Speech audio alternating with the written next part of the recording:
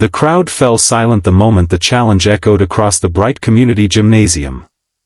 Under the warm afternoon sunlight pouring through the high windows, dozens of parents, children, and martial arts students turned toward a quiet single father standing beside his young son.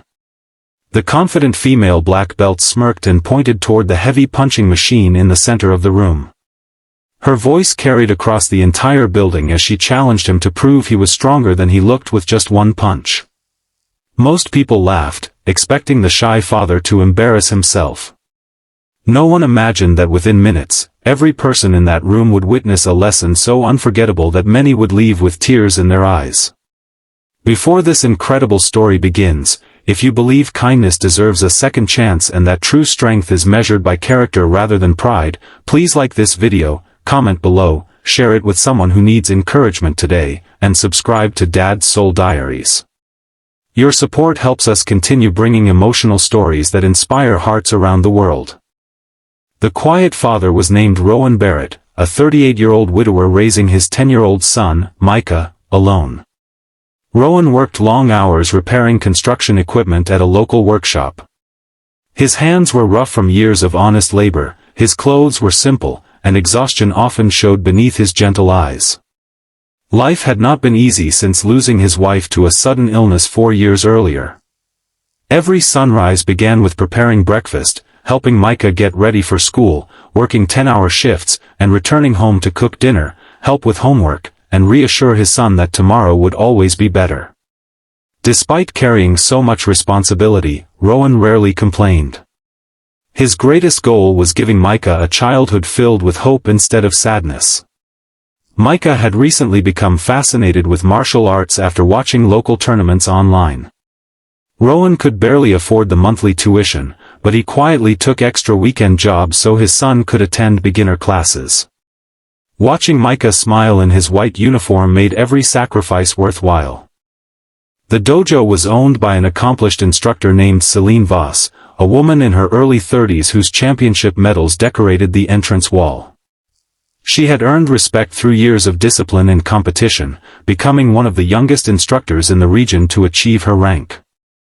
Unfortunately, success had slowly transformed confidence into pride.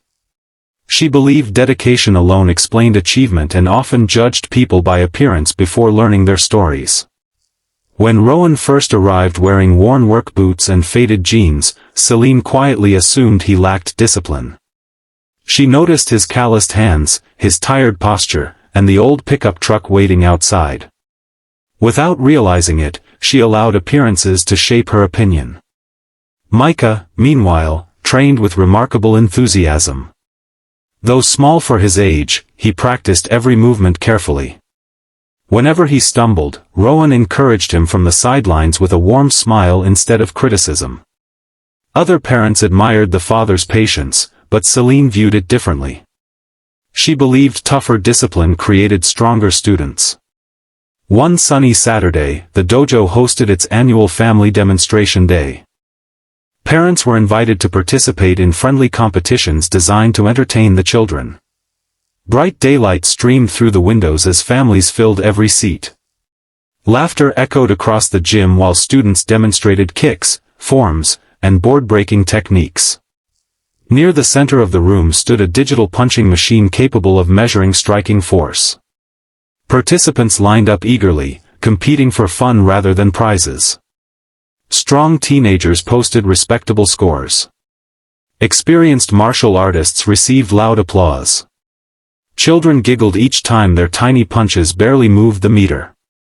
When Rowan stepped forward simply to cheer for Micah, Celine smiled confidently and made an unexpected announcement. She suggested the hard-working father should test his strength too. The crowd encouraged him warmly, but Rowan politely declined, explaining he was there only to support his son. Celine interpreted his refusal as fear. With playful confidence that slowly crossed into mockery, she challenged him publicly. She declared that if he believed years of lifting heavy machinery made him strong, one punch would prove it. The audience laughed politely, assuming everyone was joking. Micah, however, lowered his head. He had seen enough people underestimate his father because of his quiet nature. Rowan looked at his son before glancing around the room. He realized every child was watching. Whatever happened next would become a lesson far greater than any martial arts demonstration. After a long pause, he slowly removed his work jacket. Beneath the loose shirt were countless faded scars stretching across his forearms and shoulders. They were not fresh, but they told stories of danger, sacrifice, and survival. Several older veterans attending the event immediately recognized those patterns. They were not ordinary workplace injuries. Without a single boastful word, Rowan stepped toward the machine. His breathing remained calm. His posture relaxed. Then, with one smooth movement, he delivered a short, controlled punch that seemed almost effortless. The impact thundered across the gym.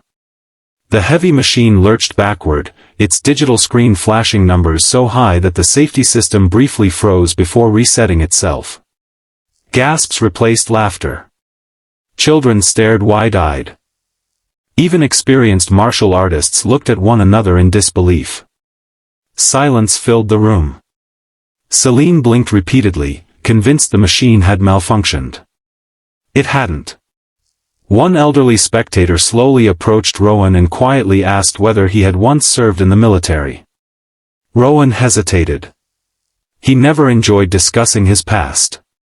But after gentle encouragement, he admitted that many years earlier he had served with an elite military special operations unit.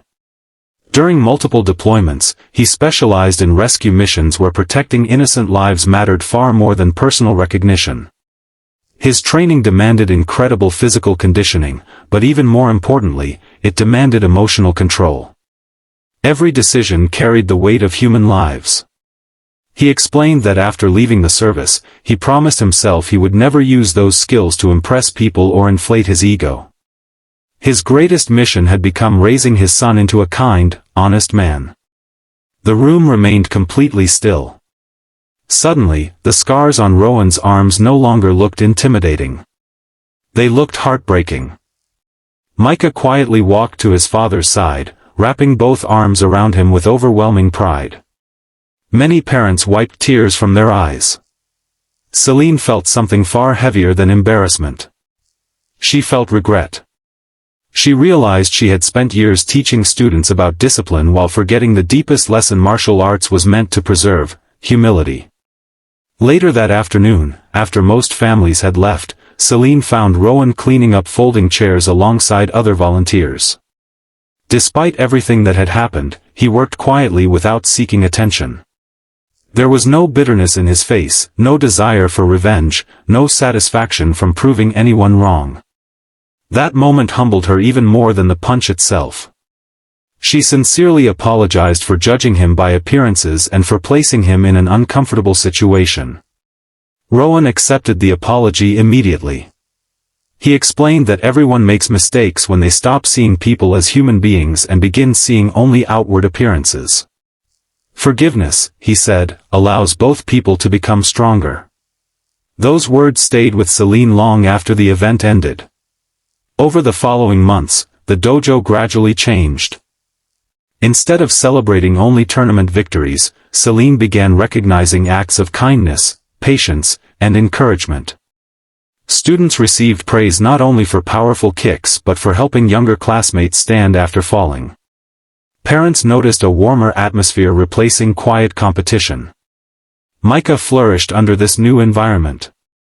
He became one of the academy's most compassionate students, always helping beginners tie their belts and cheering for classmates regardless of who won. Rowan continued arriving after work wearing the same worn boots and carrying the same quiet smile. Nothing about his appearance changed. Yet everyone greeted him differently because they had finally learned to look beyond clothing, occupations, and first impressions. One afternoon, a nervous new student entered the dojo wearing inexpensive clothes and looking frightened. Before anyone else could speak, Celine walked over personally, welcomed the child with genuine warmth, and remembered the lesson Rowan had unknowingly taught her. Sometimes the strongest punch is not the one that breaks records. Sometimes it is the one that shatters pride. Years later, students would still remember that bright afternoon when an exhausted single father silently reminded an entire community that real strength never demands applause. True warriors carry incredible power with gentle hands. They protect instead of intimidate. They forgive instead of humiliating. And they understand that the greatest victories are won inside the human heart. If this story touched your heart, please take a moment to like this video, share it with someone who needs hope today, and leave a comment telling us what lesson inspired you the most. Your support helps Dad's Soul Diaries continue sharing stories that remind the world kindness is never weakness. Special request: comment real strength if you believe humility is more powerful than pride and kindness will always outlast arrogance. As the sun slowly set outside the dojo that evening, golden light filled the empty training hall where children had laughed only hours before. The punching machine still stood in the corner, but no one remembered the number it displayed.